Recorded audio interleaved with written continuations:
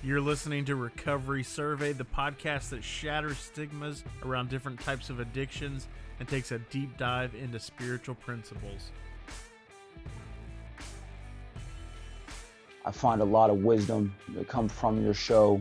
You interview different people, and I know you just do an overall good job, and you're a blessing to recovery in general. So I want to make that very clear for the record that I love the movement that you have, what you're doing. You're saving lives, and you're educating and informing people. And I think that's important. I want to thank my friends at Recovery Survey for giving me the opportunity to talk to them about my recovery journey. Thank you for having me on the new podcast that you just developed, which is unbelievable, Recovery Survey Podcast. I really appreciate what you're doing and been doing and continue doing.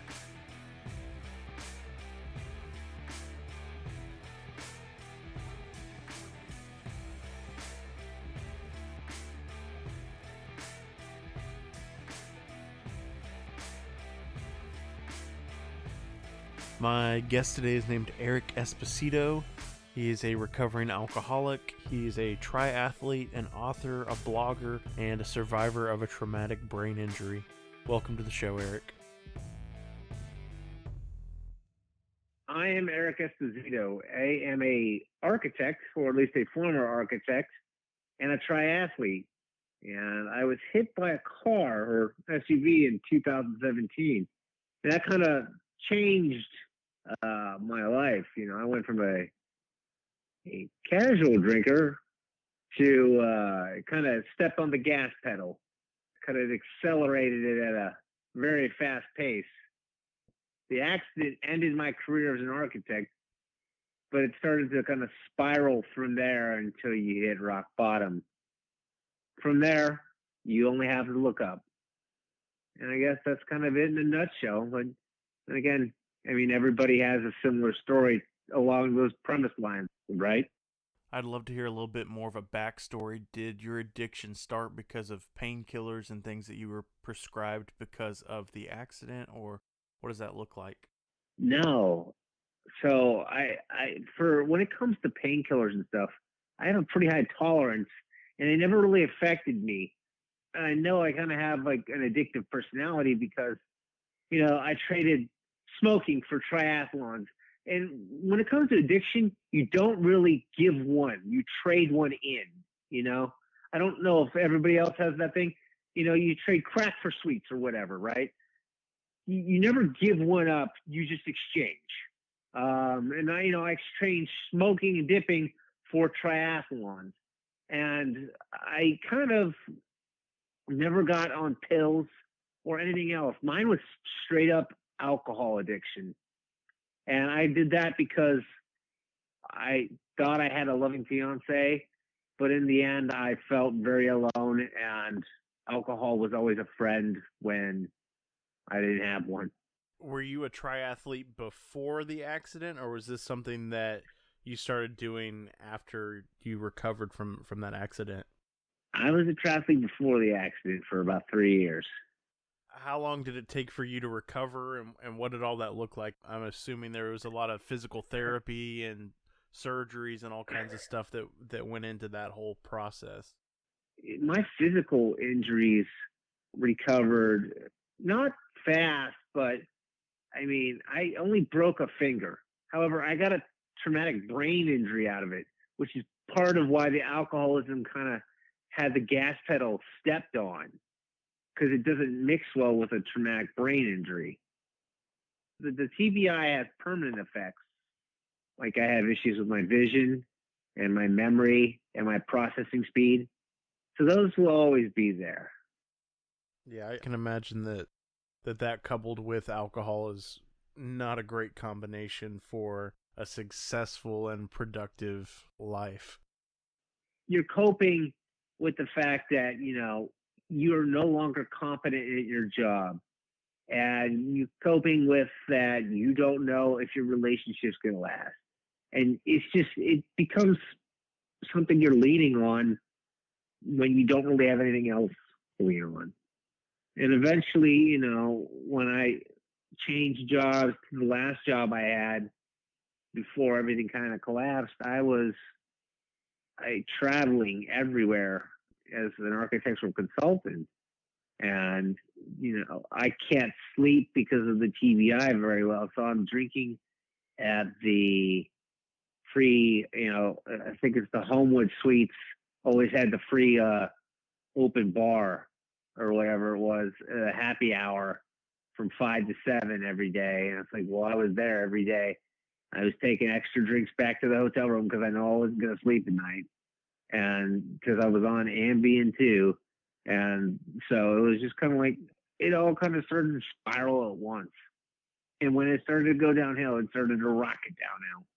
I'd love to hear a little bit more about what your bottom looked like and what made you decide to stop drinking.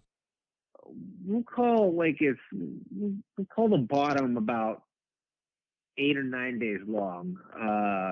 And that's when my fiance left.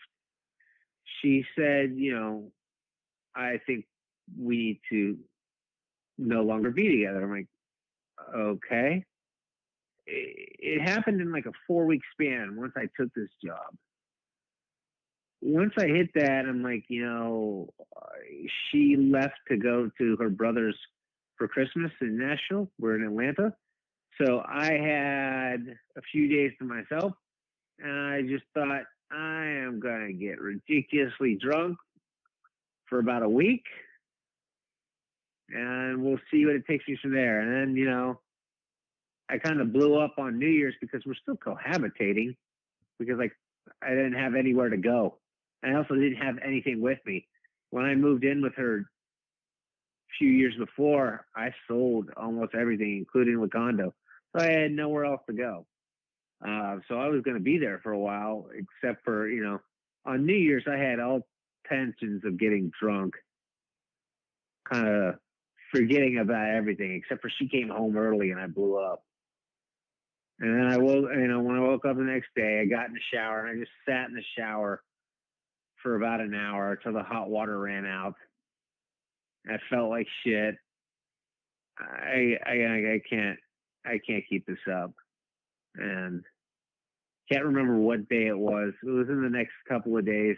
I went to my first meeting, and I just kind of went from there. So you went into the meeting with a pretty open mind. Sounds like you were at a point where you were ready to stop. Did you find it difficult in the beginning to stop, or were you to a point in your life where you were already sick and tired of drinking and you were ready to quit? So I've been going to counseling since my accident because of the PTSD and the depression and all the other things. And depression and alcoholism don't mix very well. So that was part of the other problem. But and we kind of touched on that my dependency wasn't a physical dependency. I never got the DTs. I never shook uncontrollably when I didn't have a drink. Mine was an emotional dependency. Prior to the accident, I drank, but, when I got drunk, I was a happy, fun drunk. I was a blast at weddings. But when I drank before that, it was like, oh, I'd have a beer or two, like at the end of the day. Sometimes I wouldn't even do it. And I was, perfectly content. But when things started to go bad, then I became dependent on the alcohol. I was at a pretty low point. So for about that first month or two was the hardest point for me. But after that, it became very easy. Even with being alone in COVID, which is, I'm no longer living. I moved out February 1st. So after we broke up, we were in a house for 5 weeks. But I moved out February 1st, and then I was on my own. And then I was really on my own a month and a half later once COVID hit. And, they closed my pool, so I didn't have swimming for triathlon. And I was kind of isolated from all my friends. And also during the breakup, I kind of lost a lot of friends because they kind of default went into her side. I was pretty alone in the world, but I didn't feel like drinking anymore, though. I don't feel that urge today. Mine was a very strong emotional dependency on it. You've kind of touched on religion and spirituality a little bit. Do you want to unpack that for us? When I went to Catholic school, my experience with everybody else that I went with, it kind of drove a wedge in between us. And a lot of that is because Catholicism is, I felt like it's rooted in shame. So it kind of establishes a weird relationship with God. So when it came to, doing meetings and how it's really recovery based on spirituality, I didn't feel that attachment.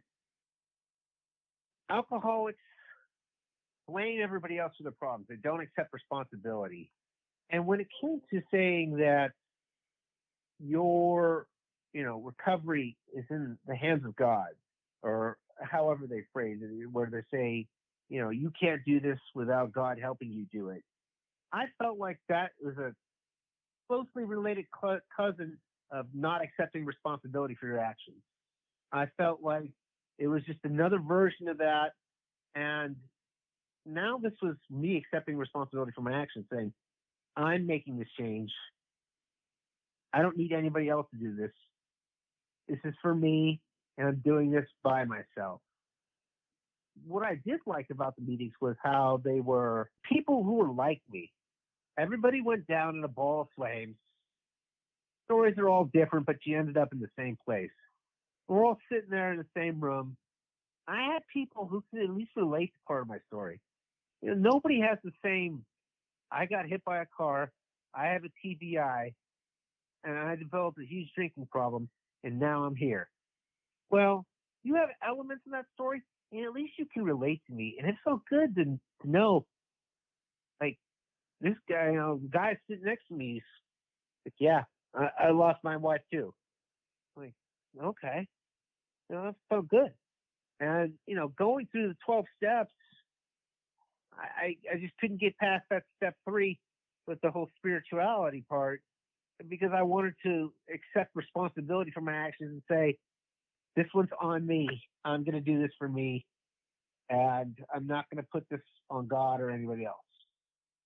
One of the things you brought up that I think is really important is that the aspect of the group and being able to relate with other people that have been through similar struggles. And I think that's why there's so many different programs, whether it be 12-step or Smart Recovery or Recovery Dharma or, fill in the blank. I think that group aspect and having that common bond and having gone through those similar experiences really helps us, because I know for me personally, I always felt like I was alone, that I was different, that I didn't belong.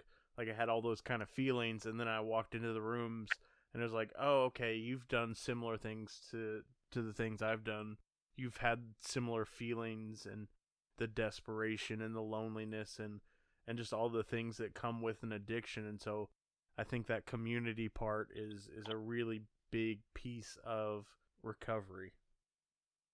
Well, the thing with addiction is it's filling a void in your life. There's a hole in your life with somewhere, and it's filling that hole. Mine was because I felt alone and I didn't really have anybody to relate to. And my fiance became more distant from me. So the more I felt alone, the more I kind of withdrew and drank. And, I don't know how it works with other addictions, but I knew that, like, I would hide my alcohol by empties all over the place. And I knew she would find it. So I would forget where I put it. At some point, I just stopped caring about hiding it. Everybody has a need, a want to feel belonging. And at some point in time, your drugs or your booze, they fill that need. At least when you're in some kind of program or with some kind of support group, there's people there who, when I talk about them with my brain injury group, I call this one old woman in my brain injury support group kind of like my Sherpa, where she doesn't have a brain. She's a caregiver rather than a survivor. And she's walked me through all the steps of kind of like a sponsor, I would say, but she's walked me all the steps through, of getting through the brain injury process. And you basically have people who are just like that in addiction recovery groups. Whether you want to completely buy in to their 12 steps or whatever it is, that's up to you. But there are people there who they're 20 years in, 5 years in, but they've been through where you're at. They can tell you where you're headed. 9 months ago, I walked into my first meeting and I was like, I have nothing except for 2 cats, a couch, and my 2 couches and my clothes. That's all that was mine in a car. That's what I would be leaving with. And I've managed to kind of start pulling the pieces back together. And I've ended up going in a direction that I never thought would have happened either. I hate saying this because I feel pretentious saying it, but with the TBI and everything, doing with the YouTube thing and the book and telling my story, people were telling me I'm an inspiration. It makes me feel weird every time I say it, but if you would have asked anybody before January if they would have called me that, nobody would have said I would ever have been called an inspiration.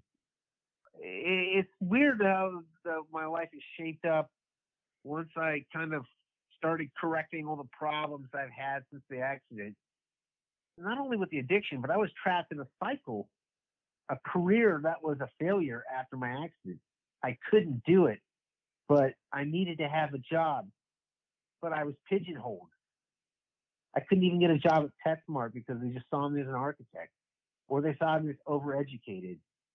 I'm a triathlete, and I couldn't even get a job at the local bike shop as a sales associate. They wouldn't hire me.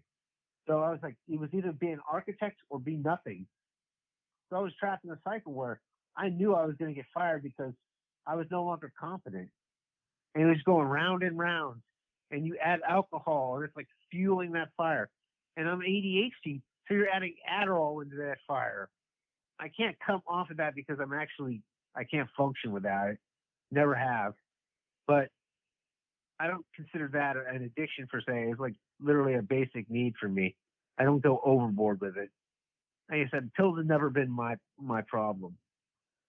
Getting trapped in that loop, and once you finally break that cycle, it's like, oh, I can start fixing the shit that's wrong with my life. What does your life look like now? Because you were talking about being stuck in this cycle and not being able to find a job other than architecture. Have you got back into triathlons? Like, what does that look like now? COVID kind of changed a lot of that landscape for me. I signed up for 17 triathlons this year, which is an insane amount of triathlons. So it was kind of keep myself out of my head. And obviously I've had to find other ways of doing that. I've spent a lot of time writing. I still can't go back to my career just because of my slow processing speed from the injuries. It doesn't make me able to work in a deadline-driven profession like architecture was. So I have to go on SSDI. But I still found purpose in spreading the awareness of traumatic brain injuries and living from that. Like I said, I went in a different direction that I didn't anticipate going. Once I went to my first meeting, I had written a lot, and I went to the guy I asked to be my sponsor. I said, look, I don't really have a lot going for my life right now. I need someone to know where I'm at, everywhere I've been. I said, here's my book. And he's like, this is really good. I shared in the brain injury support group. They're like, this is phenomenal. And so I kind of just started going in that direction because people started pushing me to tell my story. So I ended up somewhere where I never would have thought I would have been. Well, you sound like you've maintained a really positive attitude. How have you done that, man? Because it seems like it'd be really easy to slip into that, like a depression and self-pity and those kind of things, but it seems like you're keeping your head up and you're moving forward. What do you do to maintain that positivity? There's some days that suck more than others. There are some days where I think about what my life was like before the accident, or how much I miss my fiance, or stuff like that, and you feel down. When I was very, very depressed, after the accident, I went through ketamine therapy, which is a interesting ball of wax in itself. It did a wonder to really bring me out of the depression, but it doesn't cure addiction. You're still feeling a void in your life with alcohol.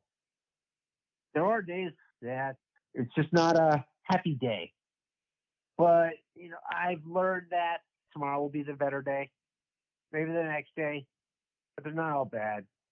Something will come. Eventually COVID will lift. I will race again. Well, a year ago, my life was completely different. It's been an interesting journey. It's never static, and that's why it's just so funny to look back a year from now what my life was like and what it is now, and it's just completely different. Absolutely, man. There's no way for us to know what the future holds, and I know for me, I try not to think about those kind of things too much because I end up setting myself up for resentments, and it just ends up being a bad place for me because I end up getting in my head and fantasizing about all these unrealistic expectations, and then when those expectations aren't met, then I end up being bitter and angry about them. Here's the thing. I like to fantasize about the future. I like to think. My fiance was never really a huge fan of that because she thought about right then. But I'm like, I want to think about what life could be like. I set goals for myself, and the thing is with this, what I'm doing now, I actually have my ambition back in my life. Whereas, when I was trapped in a loop, it kind of died.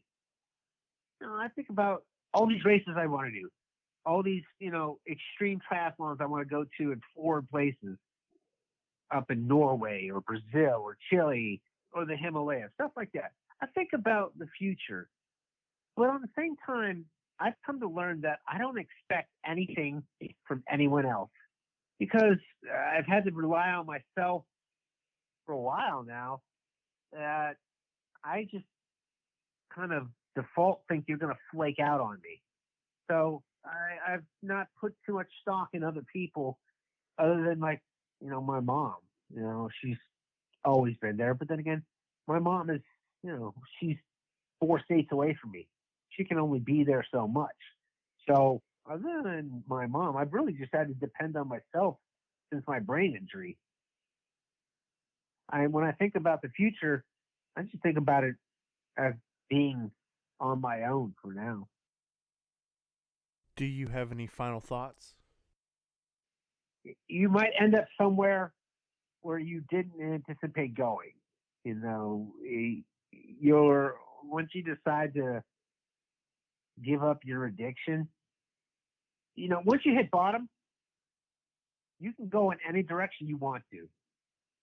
There's nowhere else to go because you're at the bottom. You can go left, you can go right, you can go straight. Pick a direction. You can go whatever direction you want. So it's up to you. Would you like to give us your social media and website? Oh, if you like triathlon riding, my website's esposwimbikerun.com. And all my social media, my YouTube, it's all Espo Swim Bike Run. And a lot of it's triathlons, but eventually I'll have a book coming out about, my what the first years of my life were like after the brain injury. And, a lot of it's tied to addiction. And it's a very complex story. So we'll see how it turns out. Only a few people have read it. I appreciate you sharing part of your story with us, man. I have to agree with other people. I think you're very inspirational, and man, I'm just blown away by your positive attitude and your outlook on life and how you continue to push and grind and just keep moving forward, man. I think it's very inspirational. Right now, I'm just trying to use my life to make other people better. That's awesome, man. Well, thanks for having me on, man. I appreciate it. Eric, thank you so much for being on the show. I think you're a really inspirational guy, and I'm very impressed with how you've maintained a positive attitude throughout all of your struggles. If you'd like to find out more about Eric or follow along in his journey, all the links for his social media and website will be in the show notes. Thanks again, Eric. You've been listening to Recovery Survey. If you got anything out of today's episode, I'd ask you to please leave us a 5-star review and share this episode with a friend. If you'd like to get in contact with us, you can find us at recoverysurvey.com. You can listen to all of our episodes on the website as well as connect with us on social media where you can get previews for upcoming episodes. Hey guys, I wanted to let you know about an exciting new partnership with Broken Chains Apparel. They're a custom online shirt retailer that designs cool shirts for people in recovery.